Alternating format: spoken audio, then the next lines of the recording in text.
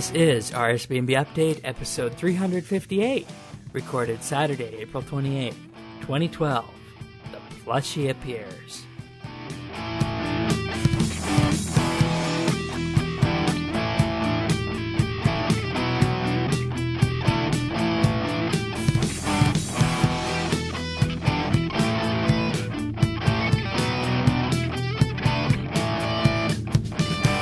Hello, everybody, and thank you for listening to this RSBAND Update. It's probably coming down the feed a little bit late to you, but that's because we decided to hold it back just a bit to see just exactly what was going to happen on RuneScape this Saturday. So I'm thinking we should start with that, but before we go there, we would like to say that this show was actually recorded live in front of the Mumble audience, so just because we were all taking part in looking at what the community had to say about this and everything, and we just wanted to share it with everyone, so we decided to do a live show,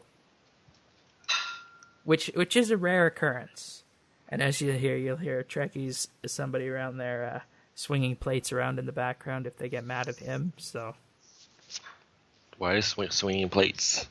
It sounded like someone was like throwing plates, like when someone gets mad and they use a dish plate as a frisbee. Huh. Yeah. Is that what the tinging noise is? No. Okay, what is that noise then? That's Father in the kitchen. Oh, okay. He needs his afternoon coffee. Oh, wow. Well, so even though the notes say we have a different order to follow, I'm going to say that we should start with what just happened in RuneScape. We saw it at Catherby. Mm-hmm. So, now you'll remember last week on the show, they said this was going to be something big, a preview of what's to come in the future. All it turned out in actually being was a preview of the portal for the Runespan, which is coming out next week. Were you let down by this? Oh yeah, I expected a little bit more, and all of a sudden all we're doing is standing around watching orb glowing and wizards yelling and people spamming. Yeah, it wasn't exactly the most entertaining thrilling thing. use of everyone's time, and you just have to wonder how many people Jagex managed to summon with this little countdown and everything. I mean, in my view, it wasn't even worthy of a countdown because it didn't seem as though it was that special. Like, I got more out of the dev blog and the behind-the-scenes pictures. Didn't show anything. All it did was show you some Essenlings and wizards casting and spells. And the little portal. Mm-hmm. So I mean, it's not like you gained anything substantial. So if you're in the type part of the world where it's 6 a.m. and you woke up just for that and this show, I feel incredibly sorry for you. Because, it probably wasn't worth waking up that early for. But in any case, so the Runespan is coming, and we got a bit of a preview of what it's going to be about. And suffice to say, the community was not impressed with it. There were people saying Jagex fails. It was one big trolling effort by Jagex. The whole gambit, really, from people just taking it in stride and saying, oh, that's what it was about, to people getting completely upset about whether or not something actually interesting happened. I think we fell in the happy middle because we're not too upset about this, but I think we were expecting more. Well, the thing was, it didn't show anything. All it really showed was a portal, and we all kind of waited, and we all had higher hopes than what was I mean, the presented. portal appears, and we're waiting, and nothing happens. Like, that's just not fair to us, but I digress. We so all Runespan we also next had week. such high hopes, didn't we, Shane? Yeah, what was your theory? My theory was that free-to-play was going to get one weekend of membership. And the only Okay. way to get into member area was through a boat from the Grand Exchange to capture by our Ardonye. Stuke would have been Oh very yeah. happy with that. Yeah, so my theory on this was that we were going to see uh, maybe some kind of future picture of what RuneScape was going to be like, and like some kind of guardian coming down from the future or something telling us everything's going to be okay and all the bots are going to be removed, and that's going to be the future that we're all looking forward to. Optimus failed.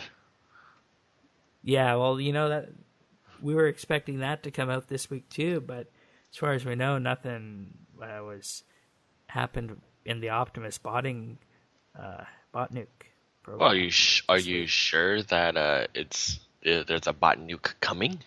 Oh yeah, there is one coming. It's been in the works since the last one, and they said they're ready to release it within a few weeks. Back a couple of weeks ago, so I'm not sure what happened this week. Maybe the bots found out their source and they're trying to figure out how to get rid of it or go Maybe, around it. maybe. So, anyways, on the same topic of Runespan, now that we're all completely disappointed, we can actually talk about the meat of the matter and what Runespan is going to be. On Friday, they put out a developer's blog showing the development process of Runespan and how it first started and how they eventually got to where they are now. And essentially, it's a kind of like a mini game, but not like the Great Orb Project in a way. It's designed to be a new way of training runecrafting. So I'm still hoping that this is not going to turn out like the Artisans Workshop did last year for smithing. So I'm holding on to that hope. But they got early concepts of how things were going to work, how they got scrapped, why they got scrapped, and ultimately what the final designs are going to look like, which is what we saw today, including the S-Lings. Mm-hmm. And then we get down to an interesting point of the developer blog, the balancing section. I'm going to read this paragraph because I think it's interesting and it shows what the whole idea behind Runespan is going to be. So, having to balance XP rates over a whole skill was no mean feat. We started with what we believed to be the best XP in game, the ZMI altar. Then we looked at what kind of XP increase we wanted on top of that and smoothed out a few bumps in the XP curve to get our target XP rate. Once we had our target XP rates, we get to work on the mother of all spreadsheets. It's a simulation of all things in the Runespan that gives you XP. We set it up so that we can alter how much XP you get from successfully siphoning from a node or NPC, how often you get that XP, and how much time you spend on each activity. With the help of countless test runs by Mod Slayer and the balancer for this project, Mod Jenny, we managed to get the values that matched exactly what we were expecting on paper, ready to test it out once it was made. Once it was made, the QA department spent a huge amount of time playing on the Runespan, logging everything, how much XP they got per hour, how many points they got in an hour, and how it felt to play, what they spent their time doing, etc. Using this, we updated our spreadsheet with a more accurate model of the Runespan and got the XP rates we wanted. So, we know that Runespan is supposedly going to have a faster XP rate than the ZMI altar. Well, to be Thoughts? honest, not really saying much. As you and I both know, Shane, ZMI Ultra isn't exactly the fastest either. It's really tedious and boring. Yeah, well, that same goes for any kind of conventional rune crafting, and ZMI is Yes, much faster than any of the Abyss training. yes, but now you're really wondering how they're gonna get rid of the grind that's been associated with rune crafting. Well, I think this is a lesson from Dungeoneering. Which It's part? my guess. Well, just the fact that Dungeoneering is a non-linear skill, and it seems like they want Runespan to be the same way, non-linear. Right? That kind of makes sense, I think. Well, according Given to where everything is these what days. they've said here about stamping out runes, it's a little bit of skill, a little bit of luck for what XP you get. Yeah, and it's not So, linear, which is good because that's where the term grind comes from, something that's not linear. Yeah, well, we'll And see what you happens know, when it comes out. yeah. So I have high hopes for this. The only area that gives concern is that if indeed you do need to work as a team, when you bring the rest of the RS community together, as we saw just in our little stint into Catherby with all the people around there. Let's just say that the people in the RS community are not the brightest bunch when you put them all together. Mm. So, hence with the problem with Dungeoneering too. So, So it's going to be a group mini game.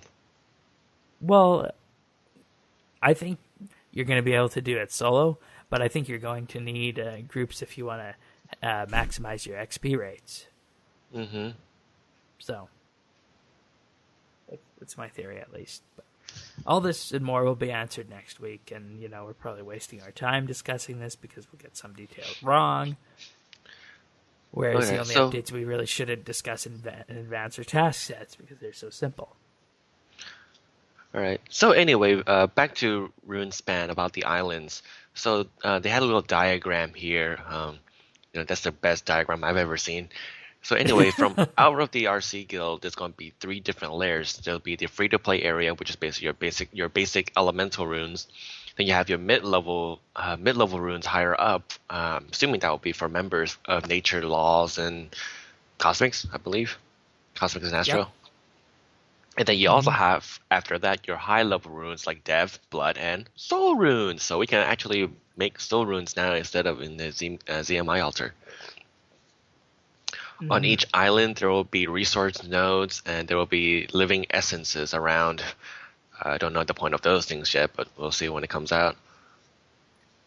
And this And is such a typical developer type update because this is exactly how you would represent something in a computer using what's called a graph. This is exactly like a graph data structure.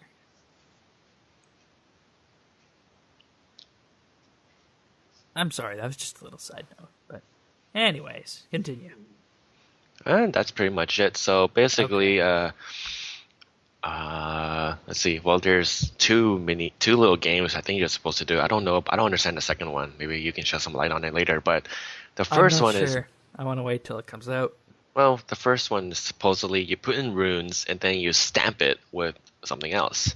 And that rune will have the one that you put in it and the one that you stamp with hopefully make something new. And it's a point system. So the more higher level up runes that you got stamped, the more experience you get, and vice versa. And second one, I have no idea. No idea. Basically, it's supposed to break down the elemental properties of everything, and you're supposed to pull that runic energy out of the material, and to make runes. And that was it. That's all I can get Yeah, from that this thing. pretty much sounds like what we're gonna be doing. So But it's a co-op rune run, and there's a multiplayer rune run, so it might be in places where you can like get a guild together, get a RuneScape clan together, and just do something for the weekend. yeah, like that. That's good. Those kind of updates like that. I hope it works like that, and I hope it has a mechanic like that. But by no means do I think they should be forcing people to play with the RS community in general because that just does not work, as evidenced by Dungeoneering. But anyway, speaking of Dungeoneering, From Next Sagas 2. I did one of them earlier today. Okay, and how was it? So it was okay. There was, I think, one guy that was actually named Marmos, so I'm guessing that's where the or name came from. Um, the good news is you can find these sagas in the second levels of Abandon and Occult. And the good news is Okay. you can do this in C1 if you really want to get through it. I got mine doing C1s through the whole thing. But keep an eye out because they're not exactly like in front of a door. You just have to make sure you see it before you leave that floor. Okay. So they're not C2 required like the first batch was then. No, first batch requires C2. This one requires C1 and above. And so Okay, that's basically good. anybody that goes in there will have a chance of getting it. You just have to want to get it. So anyway, you pick up the first one in the Abaddon level 2 is a rope string and tinder bundle. and you grab it, and then you get the story. So basically, in this story, you and your brother are in a dungeon, and you being the total brute ends up getting your brother hurt, and you're trying to figure out how to save him. And you're fighting all bunch of bosses throughout the level, throughout that little mission, dungeon floor, and you're trying to figure out how to save him. Basically, you're just killing everything. It's Okay. uh, think of it as let's see, think of it as hill giants going into dungeoneering with the giant sword, and that's basically it. Smash everything in sight. All right. What about the other two? Any of those? Are you I are didn't you get didn't any. I couldn't get or the you other didn't get two. them yet? But basically it's supposed to be a long story arc involving the two brothers. Uh, from what I can tell, is they're just going deeper and killing everything and trying to learn from each other. All right. So Although I that's think, the Dungeoneering sagas. You think this is a good way of advancing the Dungeoneering storyline? hey, it's a nice little thing to do on the side. Um, it's not going to change anything, but hey, you get some free tokens and a dungeon experience. Why not? You grab What it. did you Just get for the one that you did? I didn't complete the whole thing, but I can't remember what I got actually. I cannot remember. I think I want to say I got 3,000 dungeon. I can't remember how many tokens. All right. And for anybody who's wondering, there's two sagas this week: Thokir Blockoff and Natter. Let's see. The rewards for Thokir Blockoff: max tokens 1637. The unabridged. Did you do unabridged? Yes, I did the underbridge.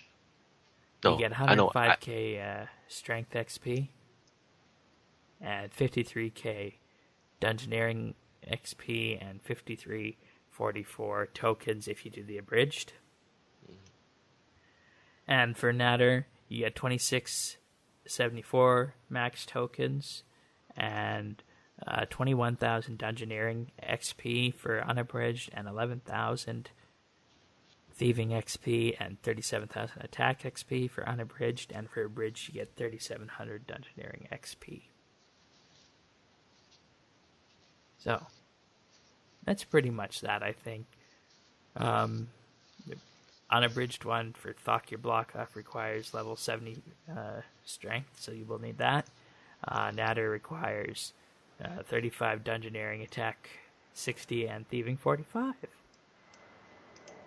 So go enjoy dungeoneering. All right. Yeah, you can solo it too, just to grab a free experience. You just need to meet the Yeah. requirements. How long do they take? How long did this one take? The Thokir Well, Blockoff. I died once because I didn't realize I had food in my inventory, but it was relatively short. I finished in about 45 minutes. Okay. Sounds good. So, tweaks and fixes for this week, not much to mention, aside from the fact that the Easter event has been removed from the game. And someone So- lost. Someone lost what? Lost a bet at Jagex. Oh, yeah. What's his face? I forget the name of the mod, but he lost his bet because the Chocolate Trice won, so he had to wear a bunny suit for an entire day, from starting work at Jagex to finishing at the end of the day. So he went out in public and whatnot, and there is a nice video of this if you want to watch it on the Jagex YouTube channel. And one other thing that's not noted in the tweaks and fixes was when I was doing the dungeon, I actually found that whenever I picked up a key, it actually gave me a little icon on the top left of what key we've gotten. Oh. So it Does should that show happen what in the regular dungeons too? I would assume so if I could get it in there. So I got I would show all the pictures of all the keys on top left, and also show a text on the bottom that the party got whatever key, and then if you ever open a door, it will say that your party has opened so and so door and you can pass through it. So Oh, that's good. that was very useful. I'm gonna do more dungeoneering now. All right. Now, in general Whoa. release notes, I really don't have anything to mention on this list unless you do, aside from the fact that client token failure has actually been reworded to the fact that you've been idle for too long and you need to reload the game client to play again. That's pretty much all I need to mention off this list. Do you have anything you want to mention? No, no, not really. Here, nothing here really needs to be mentioned anyway. All right. Uh, Well, with that being said, another piece of the Squeal of Fortune update that they promised to us and they have since delivered on: quest earned spins. So from this point forward, any quest you complete, you will be given 2 Squeal of Fortune spins. So they say even if you're an experienced connoisseur of quests, there's now more reason than ever to clear up the ones you've never got around to finishing, and perhaps to even aim for that quest point cape. And don't forget, well, free players have access to 19 quests. Becoming a RuneScape member opens up 160 more members-only quests, along with a wide range of other amazing content. So if you want to become a member, you want to get more spins, maybe that's something you want to think about. and do you remember Wild May is coming? Yeah, that'll probably be this Tuesday or something. And this whole thing this weekend had nothing to do with that either, so that's too bad. But yeah. Yeah. You have all your quests done, don't you? I do, except for that mini new Taverly one, which I really don't feel like doing. Well, let's just say that there's 181 quests in game, and people who have already done all these quests are unable to get their extra spins from this. So in a way, it's kind of the same thing as when you go train something, like when, say, the Ecto thing came out for initially first grinding bones. You can't say you want to go back and get more XP from that. So in a way, I can kind of see it that way. But I mean, don't you feel kind of like shortchanged from this because you're not going to get 362 more spins? No, not really.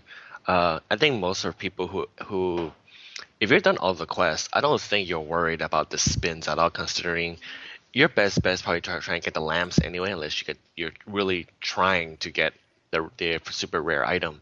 So Yes. anybody who's looking for the lamps, you pretty much have all the high level skills anyway. If you did all the quests, so you won't care. It may help you with one or two skills, just a little less of a one less inventory of fish, but it's not going to matter. Okay. So that's how you feel on this? Yeah, I don't think most of us would care. Do you care if you got about getting 300 more spins? Yeah, I If kind of wanted my 360 more spins. uh-huh. Are you gonna hope that 1 out of 300 is gonna end up being the rare item? Yes, That's like playing the lottery, Shane. Except I worse. know. And exactly something I'm going to talk about later in the What We've Been Doing section, something else that I did this week, but I'll leave that for later. But you are right. I would like my extra 362 spins because I just love playing Squeal of Fortune. Then buy the 100 pack. Yeah, and we'll get there shortly. So with that being said, time to move on now. But I want my 362 spins, Jagex. So if you could just send those to me, that would be great. And if you don't want to send them to me in a lump sum, why not just increase our spins based on how many quest points we have per day? I mean, that seems like a fair idea, doesn't it? Oh. What I also think would be a better idea, if you know how there's 3 level of quests. There's the novice, intermediate, master, and Master. grandmaster. Yeah. And grandmaster. Is that 3? Mm-hmm. Oh, 4, 3, depending That's on 4. if you count. Well, anyway, what I was thinking, if you're doing novice one, maybe you get 2 spins. If you do intermediate, you get 4. If you do a master quest, you get 6, and if you do a grandmaster, you get 10. Yeah, something or where like even if they could just give us spins for doing the Grandmaster and Master Quest, because there aren't that many Grandmaster and Master Quests. I'm just thinking, those who are going to for these quests anyway, the upper ones take a lot harder, are a lot harder to do. It would behoove them to give us spins that, uh, coincide with how long it takes us to do one of these things. And just I want to point out a very glaring little paragraph here that just screams hypocrisy. For reasons related to the balance of the RuneScape economy, we are unable to retroactively offer spins for quests already completed. Keep an eye out for new quest content in the coming months, though. Yes, so what they're saying here is that Squeal of Fortune does have an impact on the economy in large numbers. When this came out earlier in the month, the ability to purchase spins, oh no problem whatsoever with purchasing extra spins in the RS economy. We've done our math, and there's going to be very little trouble to the in-game economy. Right. So, you're saying you can't give out 362 spins to someone who has finished all their original quests, but somebody can go out and buy 500 spins, or 450 spins, I mean, with a $100 package, and that's not going to affect the economy? Blatant example of hypocrisy here, folks. So let's just keep a note of this and store this in our Jagex notebook for future examples of Jagexian logic. Jagexian logic. Yes. Yeah, that's where they say one thing one time, then they say something else, and then the two things come to totally different conclusions. Yes, and Uncle Dano in chat says that goes with Jagexian morality. Right on there. Yeah. But I'll tell you more about Jagexian morality later, everyone, so stay tuned for that.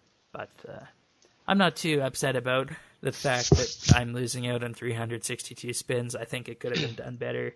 Maybe rather than granting them all retroactively, just give us a few more per day or something like that. And, it's just the way the ball bounces. But anyways, moving on. Players Gallery 34, bad jobs for NPCs. What? So many bad jobs here. Many of them need a new career. Yes. Like? Faladorian guards. What about the bad hair day one? Or bad hair dye, I mean. Where the guys like... Which one? You want me to dye his hair green? I don't know. Fourth one, top row. Dye green. What's he using anyway? That's the question. I don't know. What would you use to make green hair dye? Snail slime. But then again, if you do the more economical thing, you would probably use leaves, grind them up into paste or something like that. And would that have enough potency to stick when you wash your hair? You let it sit long enough. Besides, if you think about it, we're back in the olden days where you don't wash your hair every day. Yes, and also realize that there's no bathroom in RS at all. Remember that's just like on the Enterprise. You never see a bathroom. Yeah, there's always a bathroom, just never see a toilet. Which, if you think about it, they probably dematerialize it every time they need to go. I don't need to go. Just give me that transporter thingy, and then it turns into boots. Remember that one episode where they had that question from the school, and they asked what happens to that, and Trip thought he was gonna be labeled as the sanitation engineer. Yes. Poop turns to shoes. I'm sorry for the little distraction there, but just about things you don't see in RS and things you don't see on Star Trek. Interesting little commonality. Or Star Wars. Okay. All right, so we Then have there's the. another interesting one. How long will 99 ash sweeping take? That one's nice and detailed. I like that one. Actually, they're all pretty good this month. Most of them, at least. Actually, there should be a new Oh, the one called. RuneScape plushie. Look at the bottom left, the RuneScape plushie. I should make a farming plushie and send that in. Ugh. I have to go into my sister's craft supplies. No. Why? Make a little farming No. plushie, little Shane1288 plushie with my lightning armor, my boots of lightness, my hat, and my farming cape. Shane, you're not that artistic. Oh, I could be if I wanted to be. Like my Bob photo shoot. Anyways, Right. so that's the players gallery. I don't have anything else to say on this, so unless you do. No, not really. I think, instead of 99 ash sweeping, they should have a 99 bank standing. Yeah, that's true. So, anyways, that's our updates for the week. We're moving on to the focus of the month. And this focus is something that we initially recorded back in February. It was the first focus we recorded once we nailed the format down. Essentially, this is a focus that most everybody here should listen to. Most of you probably know this over time through osmosis, but we figured, we need to get this down because we need somewhere to go to where we can say somebody wants to learn how to get 99 farming. We need to focus on how to do 99 farming. So what we've got here is we've got a focus on farming with, you can probably guess who, with me and yours truly, Chief Snake. So this focus is on farming. We go through the basics all the way up to where you can get 99 farming. So enjoy. Alrighty, hello everyone, and thank you for being with us for this little sub-update that we like to call RSBANDBupdate Focus. So let's take a chance to remind everybody what Focus is. Focus is essentially a little sit-down between me and somebody important who knows something, or me and somebody else who can collaborate on something and shed some light on a certain issue of RuneScape. Essentially a 10 to 15, 20-minute little skill guide of something or some other way of doing something in RuneScape that isn't necessarily the most common type of thing that people will have in their mind regarding a skill or a task or a minigame at pretty much anything in RuneScape. So this week's RSBNB update focus is on farming, which is a topic very close to us at RSBNB Update. And yes, that is Chief Snake, who is here to discuss farming with me. And you know, it made sense because couldn't contain myself. We are farming. RSBNB Update's favorite skill is probably farming, so it makes sense for us to both be discussing farming here. So. Does that still apply now? Well, it's a slightly biased, one-sided view, I mean. Well, no, I mean, we've done enough farming education over all the past years that anybody who could go back could probably get what they're about to get in this RSBNB Update focus in one thing, but I still peddle farming quite heavily. Yes. So. I agree, by the way. Just I may be sort of trying to prove Shane wrong here, but I still agree. That's good. So, we're going to basically give you a rundown of farming from level 1 all the way to 99, going through how you can level up from those very beginning levels to the levels where you can actually start getting insane XP, how you might level up, what we do during a farming run, and some little tricks that we've put together that help us through all these little farming runs. So, let's just start off right now with farming. So, I know I started farming the day it came out. I don't know when you started farming. Ooh, definitely not the day it came out. I was not interested in it for a very long time because, like probably most people out there, I believed that it sucked, essentially, and it was really impossible to gain XP. I actually had no idea how to do it for a very long time. I mean, you probably were the person who introduced me to how to farm.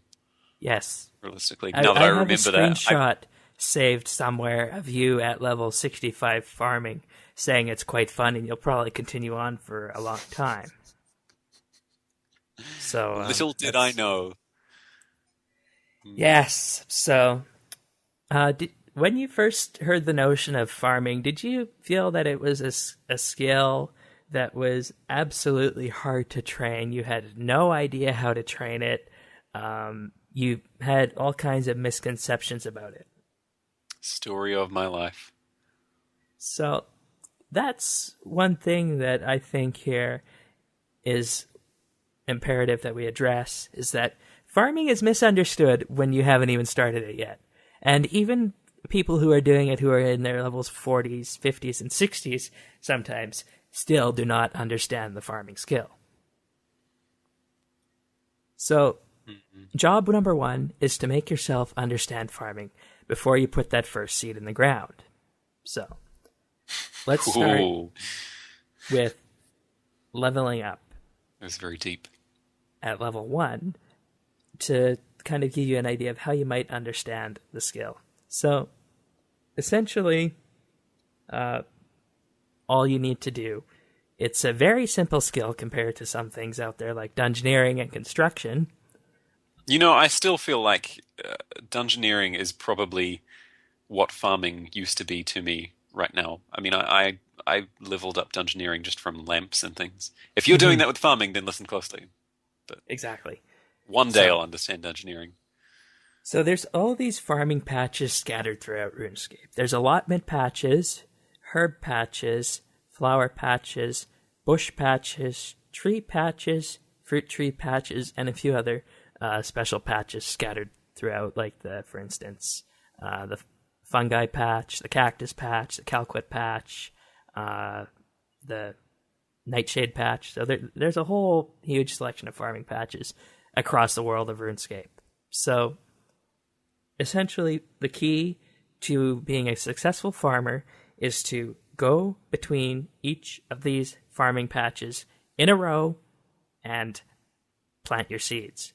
It's not about standing still at one spot.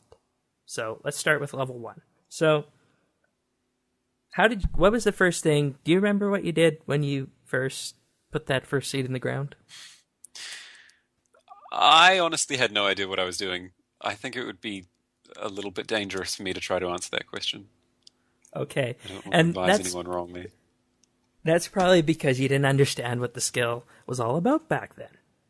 Yep. So this can be said for most farming patches, the allotments especially. First thing that you need to do aside from clearing the patch is use some form of compost, whether it be super compost or regular compost. It's not that expensive, and it goes a long way to increasing yields and making sure the crop does not die. I think we both can agree that super compost is a must once you are an established farmer. Yeah, it doesn't matter in the very beginning, obviously, but yeah. Yes. So you'll have these seeds, and you'll want to just insert them into the ground at each farming patch and water them accordingly if they can be watered. It's worth noting that herb patches don't need to be watered, and the special patches, including bushes, don't need to be watered as well. After you do that, it's very imperative to move on to the next farming patch. So this might be the allotment, for example, that's somewhere else, and do the same thing there and the same thing there, and then keep moving on to all of the other allotment patches. And then if you have enough stops in your farming run, as it's to be called, the loop that you travel on, by the time you get back, hopefully your allotment crops should be finished and ready for harvest. I started doing this the second day that I did farming. Go ahead. That's good. I don't know if you want to mention this later on or now, but it's probably more useful for this level 1 to 30. When you first begin and you're doing the allotments, because you probably won't do mini allotments later on, you'll probably want to plant flowers, which will protect your crops. And it's a very good thing to know or to realize that your crops won't actually be protected if you plant the flowers at the same time as the rest of your crops, because your flowers won't actually have grown yet. They will only protect your crops if they are already fully grown. And, you can see which flowers protect which crops in the skill guide and stuff. You can look it up yourself. That's a very good point, because I never realized that in the beginning. I wondered why they didn't do anything, but it is a 100% protection rate when they are fully grown. And I think most of the allotments early on do have something to protect them from. Yeah. That's probably actually one of the main things to note, because, I never realized this before. And if you have all of your flowers planted, you might get less XP because you're not planting them every time, but your plants will never actually get diseased. And also, you don't need to water them, because when you water plants, it only protects them for one cycle of their growth, which is not that useful at all. Yeah. And that's partially why we said when the Green Fingers aura came out that said, don't buy this, it's only useful for 20 minutes when you're using it during a farming run. And that's good when it's running. Yeah. So that's the same kind of thing there. I hope that was the right place to, because I know we have a section later on for tricks of the trade and stuff. But yeah, that's basic. So that's good. You really probably do need to know this early on. Yeah. Yes. So essentially, once you're moving around all these farming patches, you'll want to keep doing that with the best allotments that you can get. And that's the key. Do not stand alking at a farming patch. Even if you think you're going to lose something, do not do that. That is not a good way to farm, because you're just wasting your time when you could be putting more seeds in the ground. Mm-hmm. And nowadays you will actually get told by a farming ghost or something that that's a bad idea, won't you? Yeah, that would be the one at Port Phasmades, I think, right? Something like that, but I think I've even been told, I even had one pop up for me in Catherby once. Oh, okay. Well, I've never stood around, so I guess I've never got a farming ghost. No, I don't usually either. I can't even remember why that happened. Okay. So you'll continue that all the way to level 30. And once you reach level 30, do you want to tell us what's significant about level 30, specifically why I highlighted 30? Is that fruit trees? Yes. And willows. Oh, good. So we skipped oak trees. Yeah. Just saying. Personally, I would start doing oak trees as soon as you can. Okay. Because I just always, I just struggled with understanding allotments. If that's you and you find farming is going too slowly, then you might want to try oak trees as well. But otherwise, and also acorns are cheap. You buy acorns and plant those. Yeah, and also really, really easy to get. The reason I didn't put the oak trees in is because I guess this was in my mind when I did this. Like you said, I was an allotment farmer all the way up to level 60. And I had that within a week or so. Oh, okay. But no, fruit trees are a good point to kind of start off from. I agree, because as soon as you get to them, we all know what happens with willow trees and above. Yep. I didn't get much further. So willow trees and apple trees for the first fruit tree. Now, this is where a new type of farming run can come in. That can be done once a day for the higher level trees, or twice a day if you're really on a good schedule, like some people were during a certain skill of the month. Are we talking about just the regular trees here? Or... Yeah, the regular trees. The regular trees. You can actually do up to 3 runs per day for willows. That's what I used to do. I used to be pretty dedicated once upon a time. I was in a good routine. Yeah. So this is to highlight the other type of run that Chief just said here. The willow tree run combined with a few fruit trees thrown in that you can do a few times a day, providing you're on the ball enough with regards to time. If not, you can do it twice a day or even just once a day. It's still a nice boost with the allotments, and that'll get you very quickly to level 60. Mm-hmm.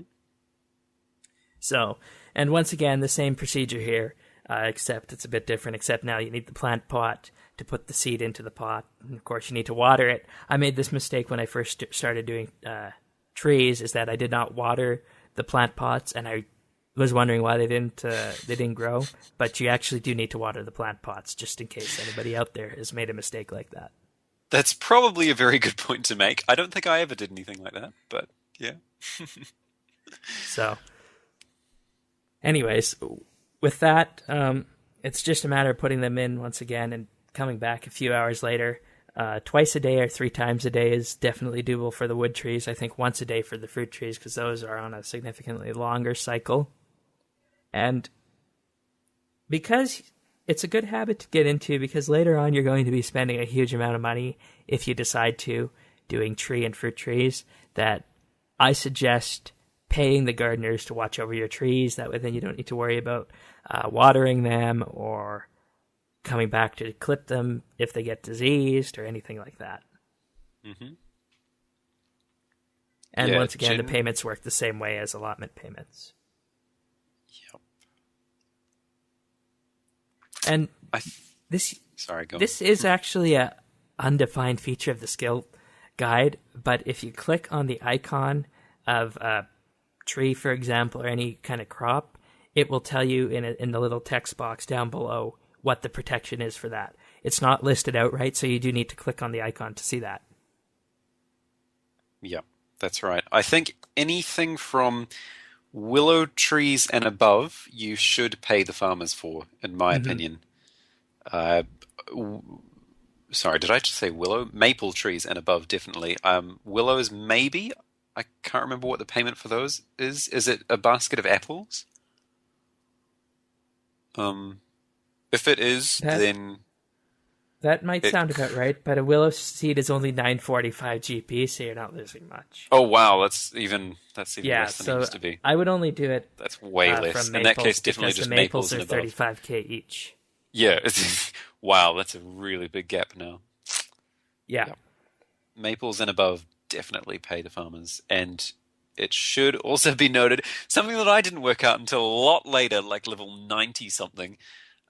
You don't, if you are paying the farmers, you don't need to super compost or compost your tree patches because it has no benefit. Yes. Yeah, I mean, when this skill came out, Jagex wasn't exactly upfront with all of the farming lingo and everything about what exactly was going on the back end for this and how the skill worked. It was mainly trial and error with people learning what worked and what didn't. Mm-hmm.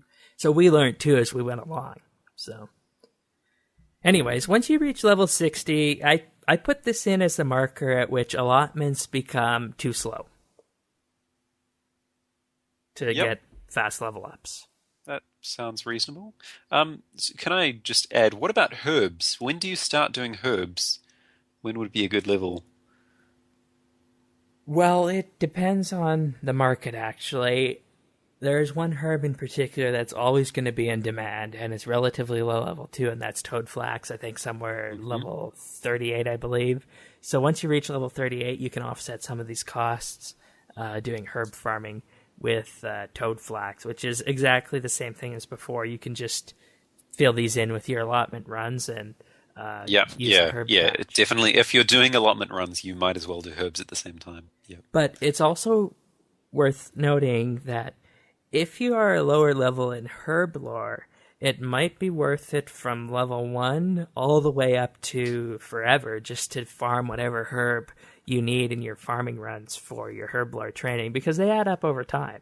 And if you do 5 herb runs a day at an average of 7 per allotment, so that's 28 herbs per, assuming you're just doing 4 herb patches and you do 5 of those a day, that's a decent amount of herbs. It is, yeah. We can talk about how much it'll offset the costs by later, I suppose. Yeah. But, so anyways, I was just level thinking, 60 in terms plus, of XP, it would be a little bonus. level 60 plus. That's the skill when that's the time when I say it's time to just do trees and fruit trees only, with watermelons thrown in if you're in a skill of the month competition for extra XP. Yeah. That's actually when farming gets really simple. Because it's really true, yeah. Because everything else is too slow to benefit, so you just do these trees 2 or 3 times a day, the wood trees, and herb trees once a day, and you're good. I actually never understood how anyone sort of did allotment runs at all. Especially once they got past, level 50, 60, because trees, they're really, really fast. Yeah. And we'll get to this point later, but it's a matter of patience determining how far you want to go in, but that's later. Anyways, so now you know what to plant when you're leveling up. Let's talk about where to get some of these seeds. Levels 1 to 30. The seeds are really cheap. Oh, yeah, true. Use the Grand Exchange, pickpocket them, get free seeds from your friends. I mean, for allotment seeds, you're probably better off just using the GE if you can't be bothered, getting thieving XP from pickpocketing them. Yeah. Because they're so easy to get. They're so cheap. Mm-hmm. And the reason I put the pickpocketing in is because there's 2 NPCs that are actually geared completely towards stealing farming seeds, and that's how Jagex put the initial stock of seeds in the game. So it's just something that it was always a way, farming's coming out. Let's go pickpocket these things. Actually, on episode 1 of RSBANDBupdate, we discussed the seeds and farming equipment update. Seriously, was it that long ago? Wow. Yeah, I remember that clearly. So, anyways. Yeah, I remember that time, though. It was kind of like, oh, how much are these going to be worth? What's this seed? And also back then, this is a bit of farming trivia, you did not know what herb seeds you had in your inventory. That wasn't happening until a significant time later. Yep. It was a mystery of what herb you were going to get until you actually picked the herb. So, level 30 to 60, the seeds are still moderately cheap. Use the Grand Exchange, use the Kingdom, and once again, ask friends. Friends are always good for this, because if you have any friends who use the Kingdom, they're going to have an excess of lower level seeds that you can use, and most times if they're nice to you, they'll just give them away for free. So that's a good thing to do. Yep. I know I've given people away seeds lots because I want to spread the joy of farming around the world. Yes, you're a good person, Shane. I think with the costs of seeds, it's interesting to note that willow seeds are cheap. As you said before, they're like 1k each. And then it jumps up massively to the next stage, which is maples, which, are 35k or whatever each. And that is why I did willows all the way up to level 90-something, because I was a cheapo. And it is similar with fruit trees, because I'm pretty sure curry tree seeds are the one before pineapple tree seeds. And there's a mess. I can't remember. I don't know what the price is off the top of my head, but there is a big gap. GP. For curry? Yeah. Yeah. Which is, that's nothing. And then pineapples would be... Whereas pineapples, 13.5k. 20k? Oh, 13. Yeah, still. Big gap. I did willow trees and pineapple trees until 90-something, and I think I did pineapple trees almost all of the way, but after that I jumped up to maples, and at some point... Yeah, anyway, you get the idea. I was lazy. Yeah. I was cheap. And once again, level 60 plus... Past that range, things start to get really expensive for seeds. Really expensive. So, if you actually want to spend that much, use the good seeds. So it's a matter of whether you want to go slow, like Chief did, and do the willows. And what'd you do for pineapple? Willow, pineapple? Yeah. Yep. Almost all the way. Yeah. And then switch to maple pineapple. Near the end, I know I was getting a bit more liberal with my money, so I kind of bought, some papayas and things and spread those around. It makes a little bit of a difference, but it depends. Yeah, but see Yeah. what works best for you. What I did for my whole range from going from when I stopped doing the allotments at level 60 to the end is, well, not the end, to around level 80, 85 or so. I just used the Miscellanea Kingdom, and that took a while, but it was cheap. Yeah. Because if you set your kingdom to wood, you get all kinds of seeds: magic, yew, spirit, calquit, maple, etc. Mm-hmm. So, once again, it depends how much money you have. Yeah, I've always been the kind of person who would just sell the seeds from the kingdom and then buy cheaper ones. Well, that works too. Anyways, I think that pretty much covers all the leveling up regarding this. And in the episode topic for this, if you do have any questions regarding any of the stuff in here, just post those in here, and I will attempt to answer them. Or if for some reason Chief's browsing, he can answer them. But Unlikely. I just want to talk a bit about what you can do during a farming run to make things a little bit more profitable before we give some of our own little pointers, since we have actually filled the entire time block plus some, but that's okay. It's farming. We like that. Okay, so must-haves during a farming run. I think we both agree that you want the magic secateurs, right? Yes. Yep. At least for herb runs. Inform what they're about. Basically, what magic secateurs do is they increase your yield. So you get more stuff from everything from your allotments and from herbs.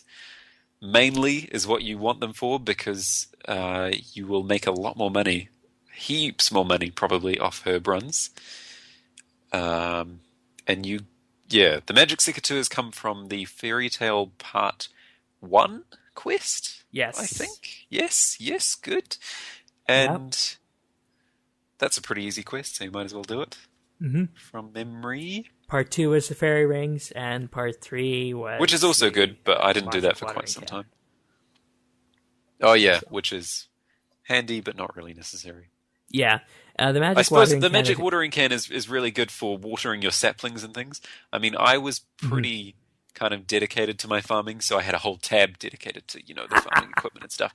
And I used to go and fill up hundreds of watering cans at one time from a sink or something, just because I had spare time on my hands like that. And yeah, but whereas nowadays you don't need to bother doing that. If you're lazy, or more specifically someone who isn't that interested in farming, then make sure you get yourself a magic watering can, because then you don't have to bother doing all of that preparation beforehand. You just, bam, do your farming. Yep. It's handy. And also, there's one thing you could do also if you're interested in getting more from the herb yields, but it involves doing Herblar Habitat. That's the Juju farming potion. I personally don't see the need for that, because I have other things I'd rather be doing than doing that mini game to get these farming potions that'll increase the yield.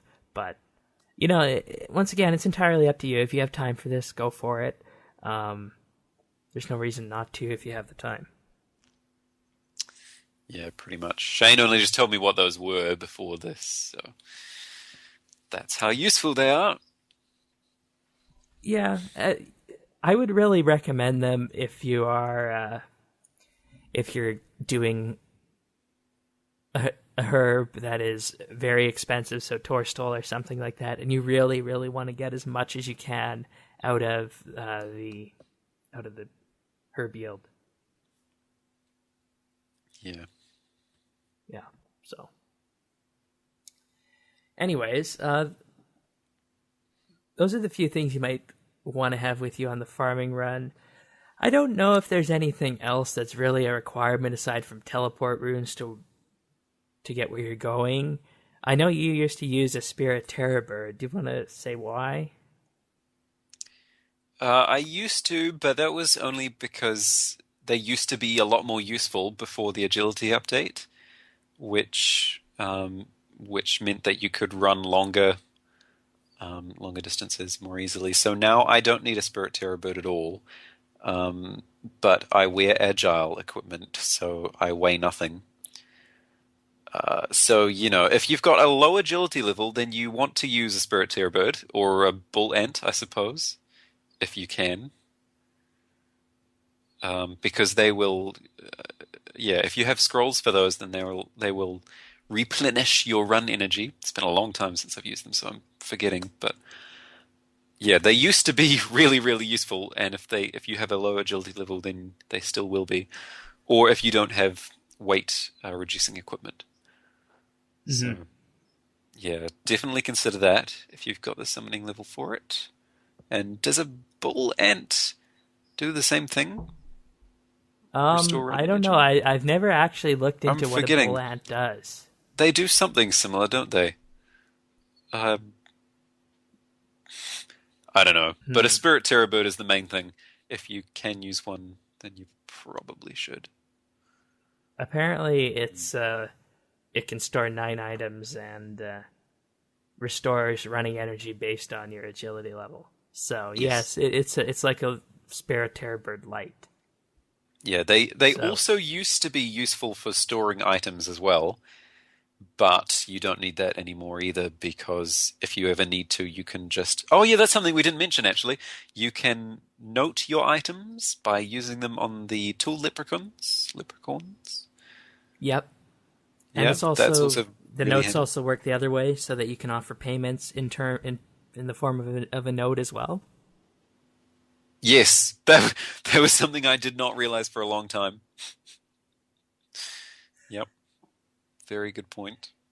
Yep. So I think that pretty much covers the farming run that you're going to be going on right after you're listening to this out there. So let's just talk a bit about us now. So I have about 38.8 million farming experience on the way to 40 million, and you have something like 29.2, I think. Around there. Your guess is as good as mine. Yeah, something like that. I know it's 29-ish. So he's got 99 farming twice. I've got 99 farming almost 3 times. So safe to say we're pretty much dedicated to this. And I still like to farm whenever I can, given that. And I know Chief is going for 30 million whenever he gets there. Slowly. So... even more with that, let's just say that patience is a virtue. It is. And that's because some of us... Because you can get 99 like he did, or you can get 99 like I did. Whereas his 99 was nice, slow, leisurely, willows, 8 pineapples, months. all the way to the 90s. 8 months. There you go. And, that was perfect timing. I think you got it about a year after I did. Yeah, that was from level 70, by the way. 8 months from level 70. Yeah, and still, that's close enough to the beginning, because you can get level 50 in a week, level 60 probably in 2 weeks. So 9 months we're talking. So the same amount of time it takes to have a baby, you can have 99 farming. Why have a baby when you can get 99 farming? It's brilliant. So you could even do both at the same time.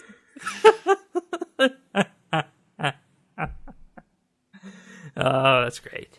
So, or you can go quick. I started at the beginning of or middle of August, I think, fundraising. I was level 85. By the end of September, I had level 99 through just fundraising through clues and whatnot. And this was doing 1 farming run a day of maples, palm trees, or not maples, magics, palm trees, and calquits, which were super expensive back then, and is even more expensive now. So I don't recommend that. But it's the method to just... It's just the method that steamrolls everything and is what you want to do if you're in a competition and you have the money. But farming is a skill that's to be enjoyed. So I would do it differently now than I did it back then. Actually, I would probably go with something a little bit faster than your method, but not as crazy as my method. So Yeah, that's true though. No, I remember doing that for the skill of the month, the very first farming skill of the month. I think I got 5 million XP in that 1 month, which was quite a contrast to the 9 months that it took me to get 99, however many million XP that was. But that was using everything I could, throwing everything I could at it. Magic's palms, and then every other run in between. Yeah. Expensive, probably not worth it. So once again, fun. It depends whether or not you're patient enough and whether you have the resources, but whichever you feel, you might as well do that. Mm-hmm. And I just have one more thing to say, me personally, before we wrap this up, and it's something that I still do often, and that's figuring out which herb is best to net profit so I can fund any other little addictions I have in RuneScape. So here's a good little formula. I put together a basket first off on the Grand Exchange portfolio here of toadflax, maples, and pineapples. But of course, like Chief said, you could change this up to willows and pineapples and make even more profit. But essentially, what you need to do is take the herb price that the portfolio says, multiply it by 7 because that's the average, times 5, assuming you're doing all 5 herb patches, minus the 5 herb seeds, and that'll be your profit per run. So that's just real profit that you get from the herb farming. Then you can multiply that by however many herb runs you want to do a day, so say 3 or 2, and that's a huge amount of money, and it is enough at the time of recording this to cover a full maple run and pineapple run, one of each per day, just by doing 2. Mm-hmm. That's pretty impressive, covering full maples and pineapples, because when I used to do it, I just used to aim to cover my costs with willows and pineapples, and that would have been significantly cheaper. So, yeah, that's really good.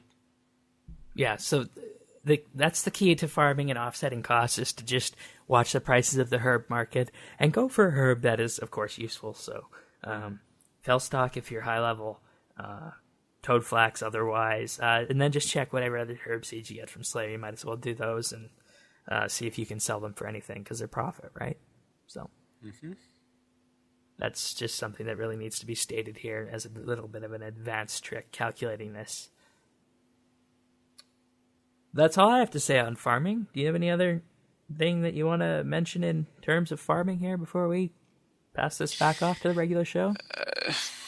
Not much else in particular, just I suppose the regular spiel. We've got farming videos on the RSBANDBUpdate YouTube channel, which are pretty old now, and I hate my voice on them. They need to be redone. But if you're beginning at farming trees, or trees and fruit trees, or bushes, or what else did I do? Herbs, then they will be useful to you to watch for just, a basic farming run. They will get you started. They're really old, so they don't have all of the current techniques, but they will teach you all of the basic tricks, and you'll learn later. It's just natural. Yeah, it'll sink. Essentially, the videos are the whole level 60, level 30 to 60, and 60 plus segment that we just mentioned here. Mm-hmm. So they are old, but they still work. I don't know what you think the problem is with your voice in that, but it sounds perfectly fine to me. But it's when I used to be a lot less confident as a speaker. Okay, it's all right. It's been a while since I listened to him too. So still, maybe I'll redo them for you. Maybe I'll get that motivated. We'll see. We'll see. You'll see. We'll see. But anyways, so that's how to farm. A bit of an addendum onto those YouTube videos, but watch those YouTube videos anyways, and we'll pass it back to the regular show now for what's left of it. So thank you, Chief. That was very entertaining. It was my pleasure, Shane. See you later, guys. All right, so that's our RSBANDBUpdate focus, farming. Hope you all enjoyed that. Let us move on to questions now. Yay, questions. You want to read the first one? This question is from Marking22. I am level 50 in Dungeoneering, but I have gained those levels through Tears of Gothics and XP lamps. I was wondering if you can give me some tips on Dungeoneering and what are some good ways to raising it. Get a good group. That's basically it. Yeah, Dungeoneering becomes so easy if you've got a competent group to go with.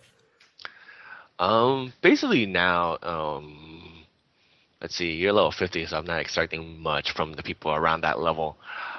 Basically, you just have to make sure that if you're in a room, and if you're with the group, and then you're in the floor, you have to make sure that people are like going in different directions.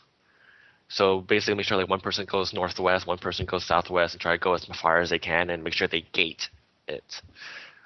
Basically, what happens is Just wait. they get to the What door. Trekkie means by gate is if you come across something that might be useful later, like a food spot or a resource. We used to do this with keys, but you don't need to do that anymore because if you have keys, you just use the key ring now. But you just create a gate stone using the create gate stone spell and leave your gate stone there. So you make like your own personal gate stone, and you drop it at wherever key locations. Like there's a door there with no keys yet, but at least someone can go open it later on. So that's basically try not to die, and if you have a lot of food, do try and share it out, because if one person dies, it really does affect the whole thing, because then you have to wait for the person to respawn and try and make their way back. And if you guys don't have the group gate stone around that area, they may have to go through an entire mob of enemies, and that just makes them less combat effective when they get to you. Basically, one of the best ways to do engineering is really just get a good group and know what to do. There are a bunch of dungeoning clans around. You can always try and look those up and try and join them once in a while. Most of them know what they're doing. Keyword is most. And yeah, that's more or less it. And marketing, don't worry, I got level 50 dungeoneering by doing Tears of Gothics for months. So you're not alone in that regard. Yeah. And Another question that I was thinking about pondering this when I was putting this in. Couldn't someone just use lamps and whatnot for the lower levels, and then once they get into say floor 30 plus, take those lamps and then just rush complexity 1 small dungeons all the way up to say level 30, and then after that actually start doing it just to open up all the floors, because you can level it up with just lamps, but you don't unlock the floors, so you still need to rush them at complexity 1. That is actually what I did with the Tears of Gothics. I just did Tears of Gothics until I got to the level 15 dungeoneering. Then I just I did C6 at a time, because we don't know how to dungeon well at the time anyway. I just C6 every with you and Mike from level 1 all the way to whatever high as I could go. And basically at level 50, you unlock level 20, floor 25, floor 24, and by the time you get to floor 24, you probably unlock to maybe 26 or 30, depending on how much experience you get. Right. So I used Tears of Gothics, so I got to level 50. You're not alone. Don't worry about that. Yeah. One more thing before we move on here. When you're dungeoneering, what you want to do is you want to go through all your floors that you can go through at the current time. So as we said, rush complexity 1 up until the XP rates start getting decent, then switch to complexity 6, and then complete all the floors that you can complete. And then once you complete all those, you'll want to reset your progress so that you can start again rushing at number 1. And that's typically the best way of getting XP, because if you don't reset, you get what's the multiplier, like half the XP? Not even half. Okay. It's very, very small fraction of what you would get. All right. Thank you, Marky. Question next is from Lord Fast Wesley. Dear Shane, and insert name here. I have. Yeah, how do you like being called insert name here? Normal. I have 45 dungeoneering and 2.5k tokens. How long would it take to get from 45 to level 80 and 2.5k tokens to 200k tokens? Another dungeoneering question for you, Trekkie. I have no idea how long it would take. Yeah, not a clue how long it would take. But by the time you get to level 80, you should have more or less. I think you should have 200k tokens anyway. So Yeah. by the time you get to level 80, you'll have that, and so you don't have to worry about it. But how long it will take, I don't know. Yeah, just don't spend tokens on things that you don't need along the way. That's the best way of going about that. Rule number one is always, unless you're going for the rapier or something specific, always get those scrolls. Those scrolls will help you with everything else in the game. Herblore scrolls are the best. I save so much money doing that. Another thing you might want to pick up along the way is the Bone Crusher. Yeah. But, that just takes away from the amount of time you need to get a rapier, so it's up to you what you do with that. But, yeah, typically if you just go on, you'll get the points as you go. As for time, it shouldn't take too long. I think Dungeoneering goes max to level 99 in less than a month. So if you really are diehard about it, less than a month for sure. And it really starts getting fast around the mid-level 70s or so. Like 30k plus per floor. Mm-hmm. If you have a decent team, that is. So once again, from the previous question, decent team. Which floors? And also remember, there is a term called leechers, where you pay somebody a couple $1 million and you'll get full XP out of every run. Yeah, I'm still out on that, whether that's safe or not, because it is a trust trade and everything. So I don't know if you'd want to put your money into that. Well, as I said, it's up to each one, so they do what they want to do. Yep. All right, next one. Also, with these recent updates, what are your views on the choices that Jagex has made overall? So essentially, how is Jagex doing? Let's give them a rating. A, B, C, D, or F? D. Okay. I'm just not liking all the Squeal updates they're doing. It's getting ridiculous when they're trying to eke out more dollars off of everybody, and you're still not guaranteed to get anything decent out of it. Okay. And I'm gonna go with a C on this because, as you said, I haven't been lately impressed with, for instance, the most recent change to the Squeal of Fortune, not the quest one, but the one I'll get to later with the purchasing of the larger spin packages. And, it just seems like it's been a recurring problem through 2012, 2011, and 2010 is that updates don't have the amount of sticking power that they used to have back in the old days of 2005, 6, 7. I mean, if you look back at those days, those were the updates that defined the game. So I hope the Runespan update will be an update like this on Monday. And overall, I mean, we just had to deal with the bots and everything, and that is the reason I gave them a C rather than a D, like you said, Trekkie. They dealt with the bots the first time, and it seemed as though that we were headed on the right path after that. So, and then, as you said, just it's just plateaued and stayed flat after that. It hasn't shot up aside from maybe the graphics updates and whatnot. So yeah, but that's what I get to see in my book. Well, they said with recent updates, and as I remember it, the first bot nuke isn't as recent anymore. Yeah, well, that was back in October, so it's almost 6 months ago. Mm-hmm. All right. Thank you. Thanks again, your friendly neighborhood, Lord Fast Wesley. All right, next question. All right, this is from Mormomska. Hi, dude. All right, dear host, Mormomska here. Last night I was having some potato mash and put in cream milk and butter, just the French people do. Hon hon hon. And this question came to my mind: how does the Shane 12088 household do mash? As you are lactose intolerant. Okay, you cannot say that 10 times fast. Also, another cuisine. Yeah. All right, let you say that first. I'll let you answer that one first. Okay. Well, we only have mashed potatoes. I think mashed taters. A few times. few times a year, Easter, Thanksgiving, and Christmas.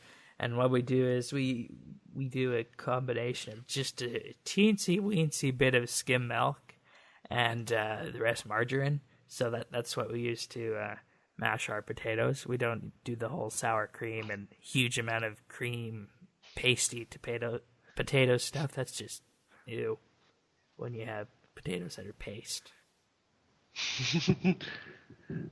Hey, you know what we could do? We could ask Uncle Dano for his recipe for mashed taters. He has a recipe for mashed potatoes? Probably.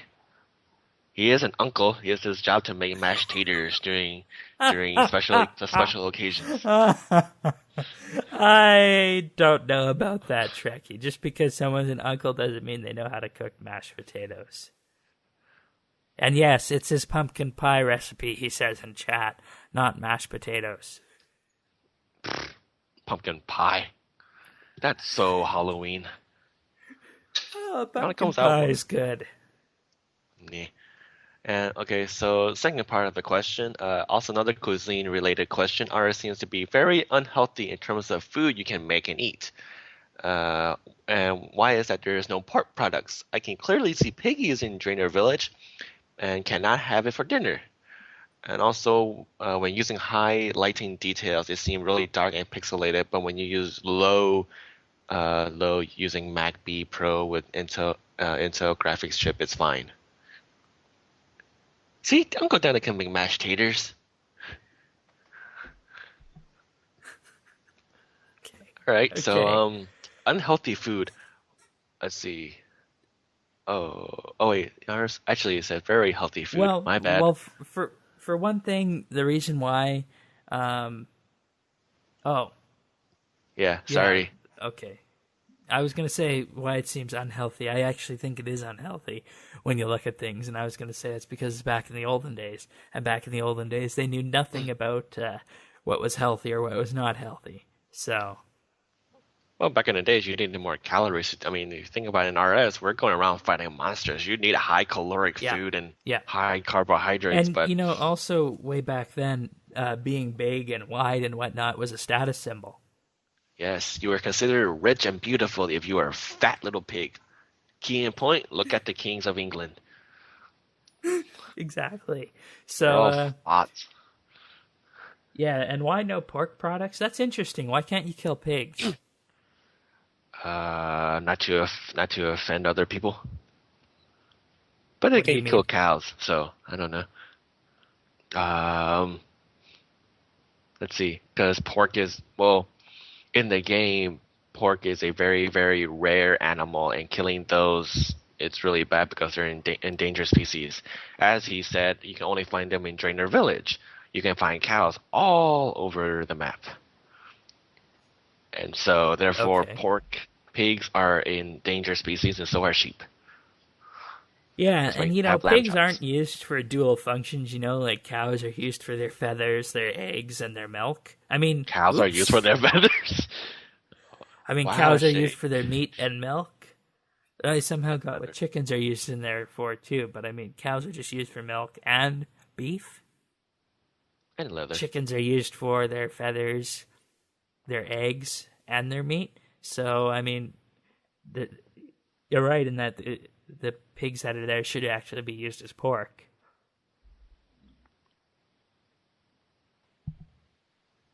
So, anyways. And you take high lighting detail thingy. I'm not sure about that. I'm not sure what the question is regarding this because there's no question mark. I don't know whether that's the issue or if you're happy with that or what. Well, he was right there. Just ask the damn guy. Well, Marapska, tell me, what this is. I mean, I don't get what the question is here. Come on, type quick. It goes dark somehow. This is what we get from doing a live show. So it goes dark, but when using low lighting detail, it's fine. And it's Intel integrated graphics. Okay. So what that tells me is that maybe if there's an issue with the way the Intel graphics chip handles lighting on RuneScape or something. That would be my only thing, because it is Intel integrated graphics, and they say they're decent graphics, but if that's the case, then anyways, I hope that answers it. Maremska, if you have a microphone, I could unmute you and you could tell me exactly what this is about. All right, I'm unmuting you now. Oh, wait, let me turn down my sound. Yeah, I don't, Trekkie, you won't be able to hear him. We're not set up for this both ways. I will be able to hear him, and I will do my best. All right, tell me what the issue is.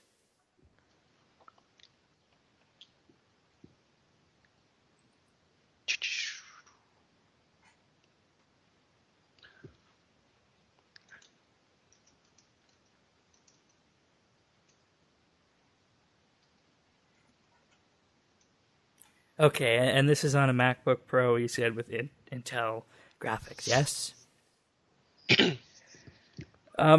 Yeah, it's basically what I said there previously. It's an Intel integrated graphics chip. You're not going to be expecting miracles out of it, and chances are is that the part of the graphics drivers that actually handle lighting, they're not going to be able to handle what the game is demanding of it in terms of lighting, as well as the different graphics card would.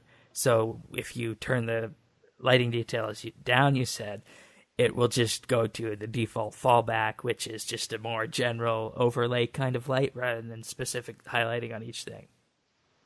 So, and I don't think there's any way you can fix that. I mean, you'd need a different computer to fix it, and I'm sure that after you buy a MacBook Pro, you don't want to invest on a different computer just to play RuneScape.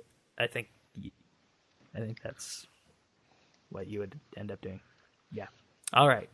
Thank you, Maremska. That's an interesting way of doing these questions. We might have to work out a way for Trekkie to hear him in the future, because Trekkie just sounds like I'm talking to myself right now. No, I heard him loud and clear. Oh, you did? No. Oh, okay. Well, anyways. Yeah, he's making fun of you, Trekkie, right now. So, anyways. Don't forget who has band abilities. All right, moving on to the next question now. Thank you, Maremska. All right, so next one from your favorite person, Trekkie. You can read it. Okay, this is from Juke Juker. Hello, Shane. Hello, Shane and J1, J2, J3. I have 3 excellent and original questions. First, do you guys think there are any areas of RuneScape not currently available to free-to-play players that should be made available for whatever reason? Free-to-play players always love more content. So let's go with that one first. Let's go. What do you think, Shane? This is exactly what you were talking about with the river. Exactly. See, you and Duke are more alike than you like to admit. Yeah. But I think like I said last week I think they should give free to play one weekend just to take a look at our members area. Yeah, like a weekend trial of members or something. Mm-hmm. Okay. Yeah, that'd be the best way to do it, because you can't exactly make parts of members or parts of free-to-play members or vice versa. I mean, you can't make parts of the members world free-to-play because, it's just, there's just too many dependents on it. So. But, I would like, I would say let them go into Taverley and maybe that little Taverley dungeon just to take a look. Let them fight some dragons and take a look at Taverley area and see all the trolls and everything else. I mean, the whole point of Taverley is so that people who just come into members for the very first time have an idea of what to do. So why don't you just open the door for them for a little bit? They can't cross the mountain. That's a big no. And that's pretty much it. Yeah, I guess that would work. I'm just trying to think if there's any other dependencies that would get broken by that. Well, they can't do any of the member skills. It's just really just take a look at the area. Go down a dungeon and kills. I think for the amount of time it would take to implement something like this, it would just be better to give them a trial of members for 1 weekend. So give them a try for 1 weekend, right? So basically, make it a special thing for free to play. Yeah. So all right. So second question. What one skill needs to be updated or improved the most? Skill can always use improvement, but which one needs it the most, and is what I want to know. I think you and I kind of say this really, really fast. Have the same thing. Okay, shall we go in 3, 2, 1 and see what we both say? Okay. 3, 2, 1. All right. Rune crafting. 3, 2. Oh. You're Well, late, Shane. Yeah, I was gonna say smithing. Close enough. Well, runecrafting is getting an update this week, so let's wait and hold judgment on that. Your argument is not valid this week, so which other skill? All right. I go with prayer. I would like some new ways. Yeah, I would like some new ways to get prayer, except burying bones and altar and the ecto thingy. I'm not a very religious person, so I don't spend a lot of time praying to the dead. Okay. 2 of our people in our chat, Uncle Dano and Adiv, both say construction. Well, I don't know what to say about that one. So maybe they can make a thread and say what they want. I think the way they're going with construction is they want to say that construction needs more rooms, and construction basically needs an update. The house needs an update because the house really has an update since construction first came out, except for a few rooms added here and there. I'm guessing that might be the thing that these two want with construction. But my thing with regards to smithing is that smithing is the same as it's been since RS2 came out. Smithing is a useless skill. I mean, sure, you can get 99 smithing and it's nice and everything, but what use is 99 smithing these days? You don't need to make rune plate bodies. Make bars. Compare 99 Herblore with 99 smithing. At 99 Herblore, you have the prayer renewal potions and the overload potions and all the other extreme potions, which are heaps more useful than anything that currently exists in the smithing skill. Mm-hmm. So I would like to see an update to smithing. Make it more useful. Make it go to level 120. Balance out the current table and wipe everything back so that around level 60-ish you can make rune and save level 60 plus to 120 all the new interesting things. Like, for instance, you need to make this good armor based on a certain drop you get at the God Wars, a certain wood that you chop or something, or some certain thing that you mine. And the piece is not tradable, the ore is not tradable, and you need to make this on your own, much the same way that potion flasks are not tradable. I mean, that potion flasks have a... I mean, no. I mean, same way overload potions and whatnot are not tradable. I was thinking of putting those in flasks, but of course potion flasks are tradable. I was just referring to the way overload and extreme potions work. So that's my vision for smithing. Same goes for crafting, because, Trekkie, you have 99 crafting. What do you use it for aside from making glory amulets? Nothing really. Exactly. So all those old skills, in my view, need to be reworked. Okay, and this kind of goes with what you said goes with the last thing he said is, should members be able to smith dragon items, especially if dragon raises their max level from skill to 120? Seems like a good idea, in which you just answered that anyway. Well, I said yes if they go to 120, but I don't think dragon should be smithable, because dragon has never been the smithable type of armor, and it doesn't make sense that it should be the smithable type of armor. They should say that for other types of armor. Also realize now, dragon armor is not the best as it used to be. Back then, it was the best armor you can get. Now you have 3 whole sets are better than full dragon. Yeah. But then it will also cause a price crash because dragon full helm is a very expensive helmet. And so is the pickaxe. Yeah, that's true. But the pickaxe is at least useful. So is the hatchet. But anyways, thank you, Duke Juker, for those questions. All right, last question now from Ring. Also, Shane, do you think bullying has been used as an excuse for the unnecessary erosion of rights and a right to censor? Also, what do you think of the ThinkSpoke controversy relating to Instagram and Facebook? I'm not aware of any cases where somebody has said that bullying is leading to excess censorship. Are you? But I don't get what it means by unnecessary erosion of rights. Like, I think they're. I think he's also. I think he's also touching on the. There's a new bill that's going around that's supposed to try and prevent cyberbullying, or not cyberbullying, cyber attacks. I think that has a little bit to do with it, but that's just my thoughts on it. So, yeah. And as for his secondary question about Instagram and Facebook, I really don't care. Facebook is evil anyway. Right on. I completely agree with you there. I completely agree there.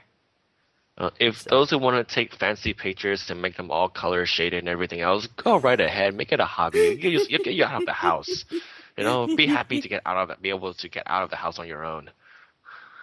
Yeah, and I've said this before. The whole Instagram thing doesn't make sense to me, because if I want to take a picture, I want to take a picture and have this be as high quality as I want it to be. I don't want to put some filter on it that makes it look like I took it with a Polaroid. If I wanted to use that, I'd use a Polaroid camera. So let me just have my plain old pictures as they are. Anyways, but you're going to have to provide us more information on that, Ring, regarding bullying, because I'm not very much aware. And, Trekkie said he's aware of a whole censorship bill, but that's online. So I don't know exactly what you're referring to here. Anyways, so that's it for questions this week. Thank you, everybody, for submitting your questions. And as a reminder, I'd like to say that we do need those audio questions. So audio questions can be sent to questions@rsbnb.com. That's where you send them. Make sure you have a file attached, because if not, well, they get deleted, because that's exactly what the questions email box is for. Or if you don't want to email them in, you can phone them into 571-572-2632, which is a U.S. number. So if you're not in the U.S., you might incur some kind of fee, but we're not responsible for that. Or lastly, you can leave us a voicemail on Skype. Just add the username RSBANDBUpdate. That's how to send questions in. All right. Tech news. All right. First things first. Valve confirms Steam is source for Linux. This was bound to happen eventually, I think. Okay, because if you think about it, it already came to OS 10, so they might as well port it to Linux. It's not that different, and they also say they're having some they're not too impressed. Well, they're planning for failure with Windows 8. They say Windows 8 might actually be bad enough for Linux to step in and take over the desktop PC reins. So, I personally don't agree with that. I think Windows 8 is on the right track. But we'll see what the general population thinks. But nonetheless, it's good that Valve is bringing gaming to Linux, because when they initially brought Steam to OS X, it basically opened up the Mac as a potential for gaming, because they're saying, developers, you can deploy your game on Steam and have it available to Mac users. So it's going to be the same thing for Linux as well. If you want to get into Linux, then you can play it there. And, this is just such a good thing, because so many people use different operating systems. And there was a time when I was playing just source-based games, and if I would have had this on OS X way back then, that would have been great. And I know there are people who are in the same boat on Linux and would just love to have this thing. So I'm definitely looking forward to this. And it's a great move for Valve to make. And when they say Source, they say Left 4 Dead 2 will be first, and then all the other Source games will follow. Just like happened with OS 10. TF2 was first, and everything else followed there. Alrighty. You See, know, computer TF2 nerds people are got one big happy earbuds. family. TF2 people got earbuds. Maybe they'll get like a Linux Penguin pin. Or a Linux Penguin mask. Okie dokie then. Google Drive. Just what I needed, another cloud storage mechanism. I got them coming out of my ears. Yes. But Why do you... Oh. I don't need it. I was being sarcastic. I said that's why I have them coming out of my ears. I've got iCloud for my little iOS apps and Mac apps. I've got Dropbox for sharing files with people, and now I've got Google Drive. So I don't need a third one. But it's interesting nonetheless. They call it like the Loch Ness Monster. People say there's rumors of it, but this time it actually does exist. Essentially what it is, everybody gets 5 gigabytes of storage for free. You can store anything. It's basically a file system. You install the application. No Linux support yet, just Mac, Windows, and Android. iOS is coming. You install the application, and you can access all of your Google Docs files, put files up, you'll be able to access them with the web interface, that whole kind of thing. So it's just a cloud storage thing, really. And its main purpose is to focus around Google sharing and searching. So let's say you're working on a document, you can share it straight away to Google+. Say you want to share it with some other people, you can just email it off using Gmail. And they got decent pricing, too. For $2.49 a month, you can get 25 gigabytes of storage. For $4.99 a month, you can get 100 gigabytes. And for $49.99 a month, you can get 1 terabyte.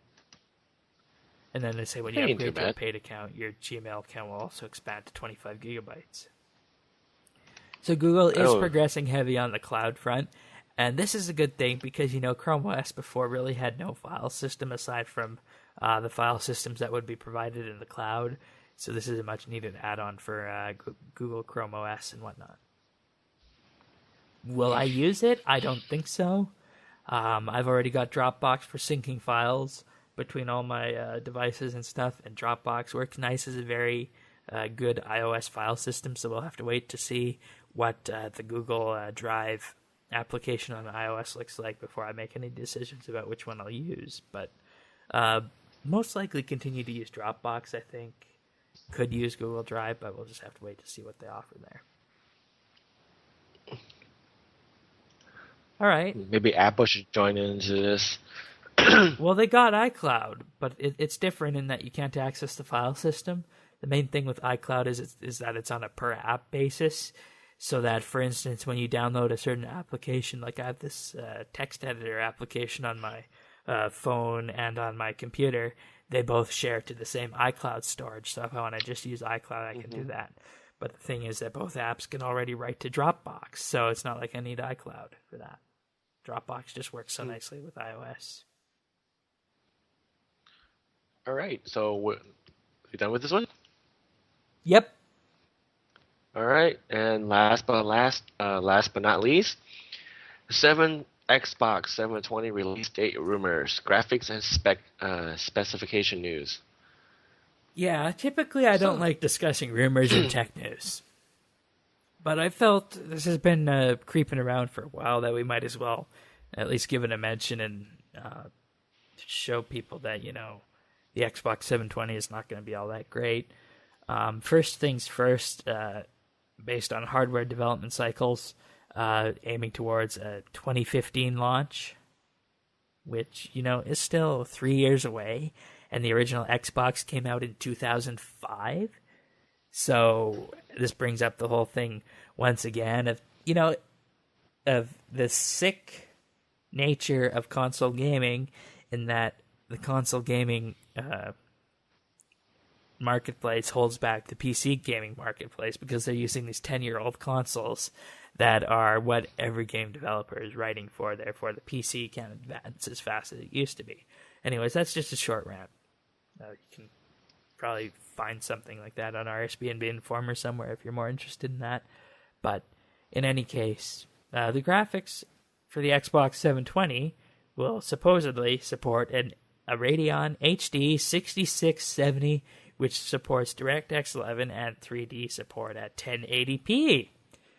Now, for anybody who is up on recent hardware, will know that the Radeon 6670 is already a year and a half old.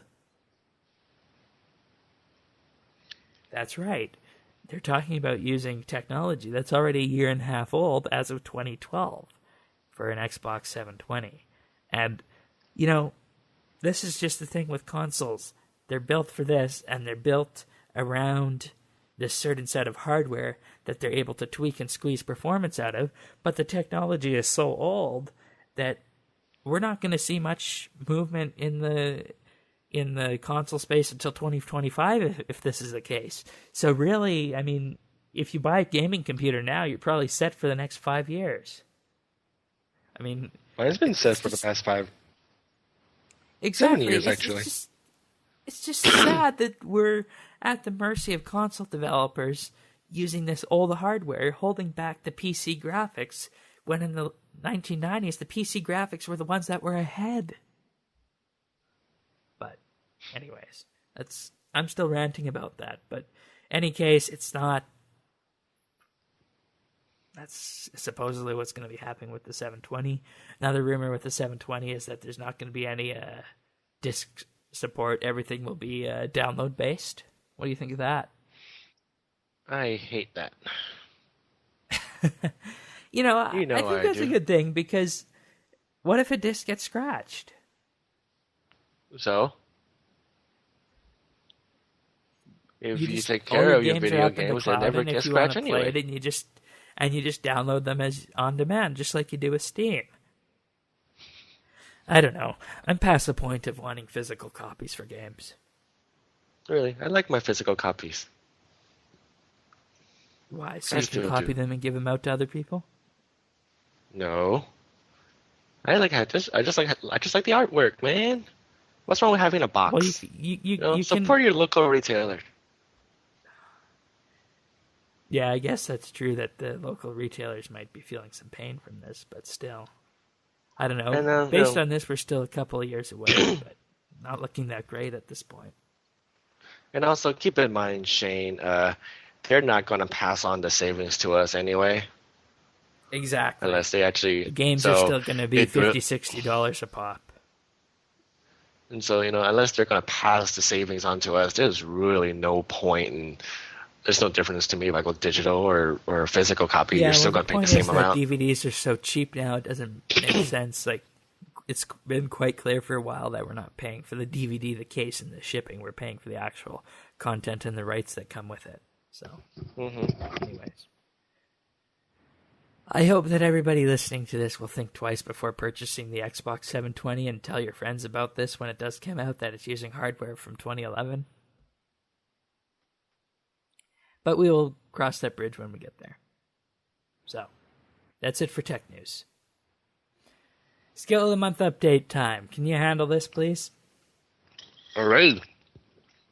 Skill of the Month update. So, let's see. Click on this thingy. And it's loading, and it's still loading, and there we go. In the lead right now is Marking22. Who has gained over 4.7 million XP. Second place is a div at 3.5 million XP. So, and third is the line 777 at 1.5 million XP. So, looks like Marmumska just, bye-bye. Looks like Marking just secured the lead. So, we have only a couple of days left. So, where'd you get Marmumska from? I just saw M and my brain just switched to him. Isn't that sad? Okay. I'm worried about Mumska sometime. And so it looks like Marking just secured the lead unless a div can get like 1,000,000 XP within the next 48 hours. Well, a div is in the chat right now, so a div, I hope you're listening here, and please pull off an upset because we don't like it when these skill of the months go stagnant.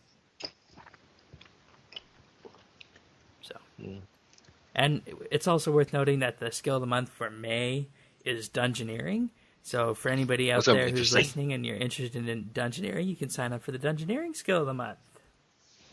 We've had a Dungeoneering skill of the month once before, I think, and that was on the first month that it came out. So definitely should be interesting. Alrighty. So this week was an RSBNB update focus, and we need your ideas about what you would like to see on future focus episodes. I know Trekkie and I are working on a few possibilities, but we'd like to hear your ideas as well. So if you have any ideas, you can just fill out the form on the RSBNB update website at update.rsbnb.com, and then on the left you should see focus ideas, and just click that link and fill out the form and give us all the information we need to make a successful RSBNB update focus. Because focus episodes are really fun because we get to go in depth with someone and provide a bit more knowledge to the RS community, like we did for our first one at the Fight Kiln, and second one that we did with Uncle Dano for our Living Rock Caverns, and then of course the one that you just heard now with farming. So please do provide us with some ideas for that. Okay, achievements of the week. We just got one this week. That's Marking 22 with 99 defense on April 22nd, so congratulations to you, Marking. Alrighty. Way to go. So, Shane, do you have a pick for us this week? Do you have a pick? I said in the beginning of that I did not. Okay, well, I was just wondering if any kind of pick materialized since then, but if it didn't, I have something that I can use, but it's a little bit rough on the edges. Depends how you manage your email, so it'll all depend on whether or not you feel like you need push notifications or not. But it's a mail client for iOS. It's called Sparrow. They actually have one for OS X as well. The OS X client works better than the iOS client. The main issue with the iOS client being that it does not have support for push notifications, meaning that you do need to open the application up to receive new mail. But that's not really that big of an issue because you can just keep the original mail application set up for your push notifications if you use push mail. And then just pop Sparrow up when it says you get a new message. But it's essentially a new way of doing an email client for iOS. And the whole point behind it being is that it's focused entirely on Gmail and other IMAP accounts, though the focus is on Gmail. Like, for example, it's got native support for labels, native support for Gmail-style conversations. It makes attachments manageable. It treats attachments as though they're a citizen of the 21st century rather than of the late 1990s. So it just makes emails more modern and more friendly. So definitely check it out. They don't have an Android version because they're a sole Mac application developer, so this is for iOS, iPod Touch. Then if you like what you see and you use OS X, you can get it for the Mac. And that is what I use actually on OS X for my mail client. And, you know, part of the whole reason that Sparrow for iPhone exists is because Gmail did not give us a native Gmail client for iPhone. Which is something the Android people have. Anyways, that's Sparrow. Emphasis being, of course, on the iOS version.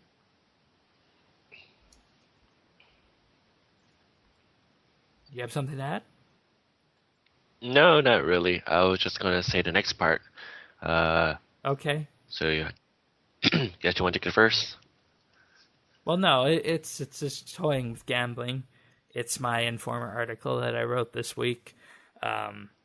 for those of you who are not aware, sometime in the last week and a half or so, Jagex added a $50 and $100 option for purchasing spins on the Squeal of Fortune, which in my view is completely out of line. It's absurd. It's pretty much gambling.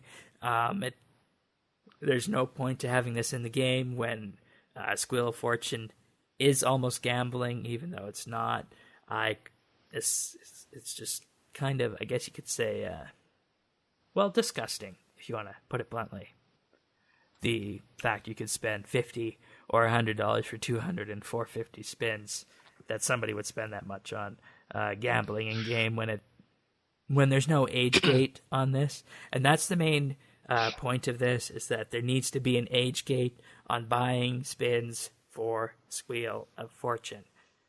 If there was an age gate, I would have no problem with this, because people are free to spend their money how they want, in my view. $5, $10, $20, that's fine, but $50 and $100 is just pushing it.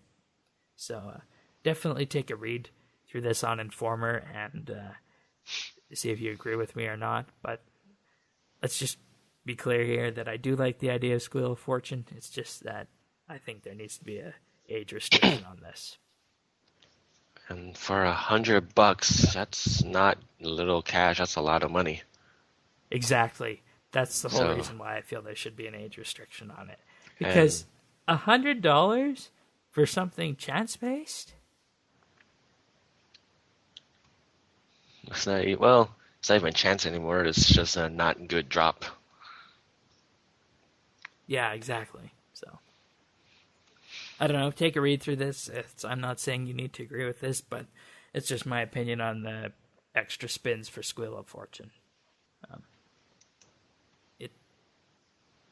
It just needs an age gate. That's all. So, what have you been up to this week? I did a little bit of slaying because I needed to get that stuff done. Spent some time in the Citadel and toy with Dungeoneering for a little bit. Didn't do much on Dungeoneering. Just did my C1s and do that thing this morning. Did a saga this morning. Okay. As for me, this week, I have been primarily camping down at the Waterfins for Crimson Charms. I'm about halfway to the charms I need for level 88 summoning, so that's what I've been up to primarily. Drew a couple of herb farming runs in along the way, and yeah, that's pretty much it for me this week. So I think we're done, unless you have anything else that you want to mention. We're hoping that Runespan next week will be spectacular, and we hope it will knock the socks off of everybody. And hope it'll be a decent training method. Yes. All right. And yeah, that's it. All right. So with that being said, it's been RSBANDBUpdate 358 after the somewhat anticlimactic surprise on Saturday, and read my article about toying with gambling in RS. Thank you, everyone. All right. Bye-bye.